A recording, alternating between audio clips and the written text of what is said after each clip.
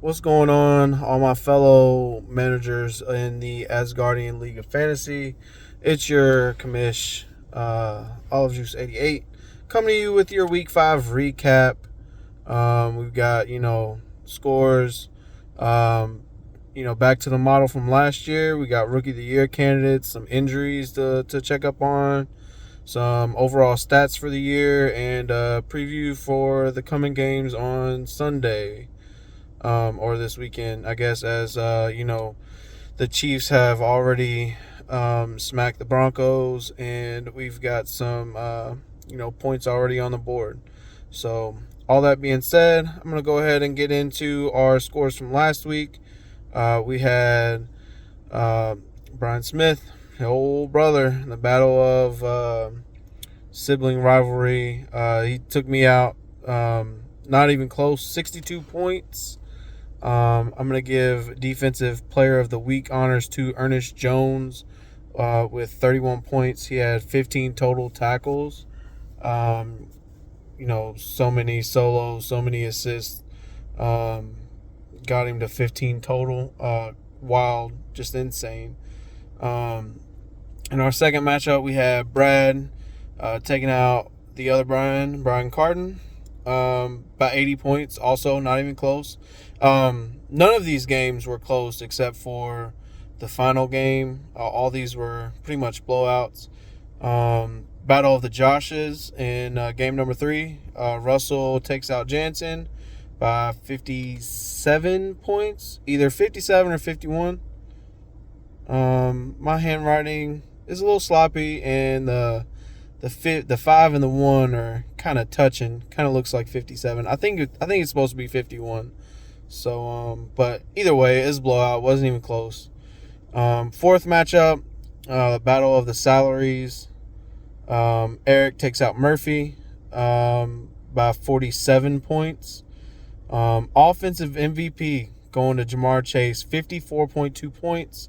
He had 15 catches for 192 and 3, as it looks as though the Bengals offense is back in business. And in game 5, the closest of the week, we had Melvin taking out Pops by 6 points. Is a heartbreaker.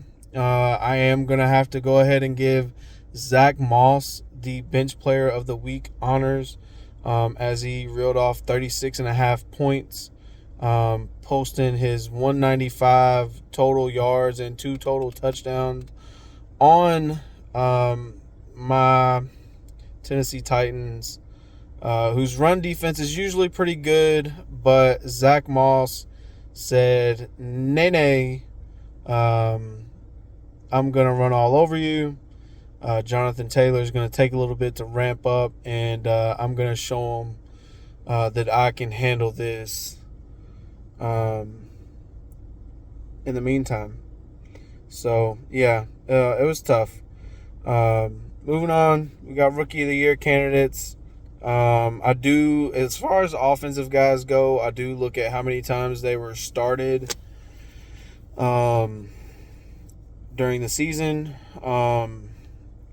Defensive players, a little bit different. I look at a couple people that have been started, because, defensive guys don't really get a lot of starts. It's week in, week out, this guy, that guy, change them up, pretty often. So I went with, highest point scorers, with one guy that's a little bit further down the line, but he's also been started a couple of times. So, all that being said, we'll start with the offensive players. We've got Puka Nacua. Yeah, I kind of wish I didn't trade him at this point. He's got 114.6 points on the year, with 4 starts, combined between my lineup in week 2 and 3, and Brian Smith's lineup in 4 and 5, I believe. I traded him for Javonte, wanting some better running back depth, and kind of regret that a little bit. But it is what it is.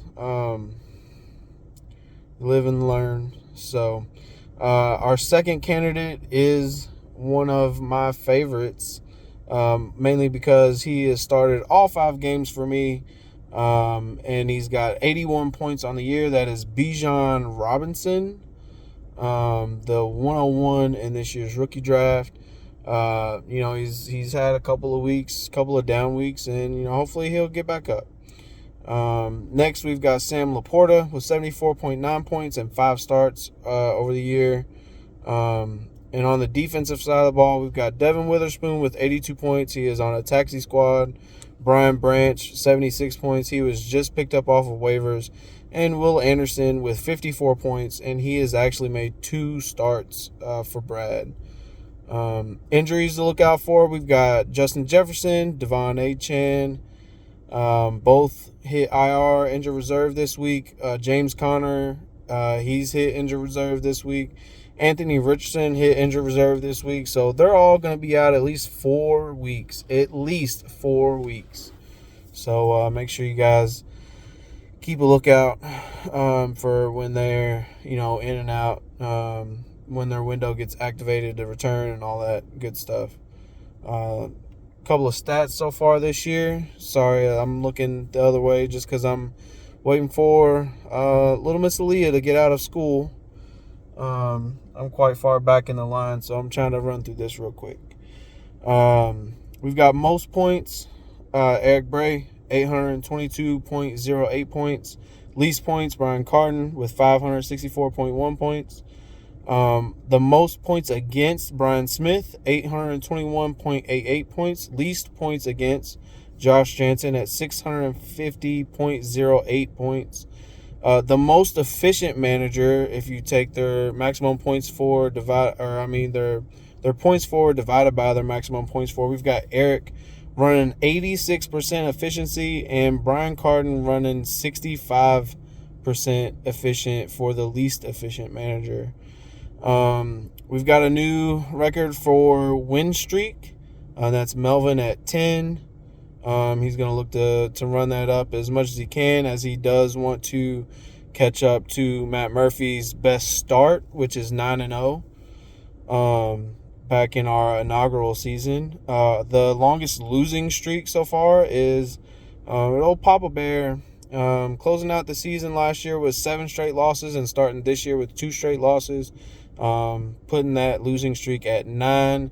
And the worst start to a season is also good old Papa Bear with an 0-6 start last year.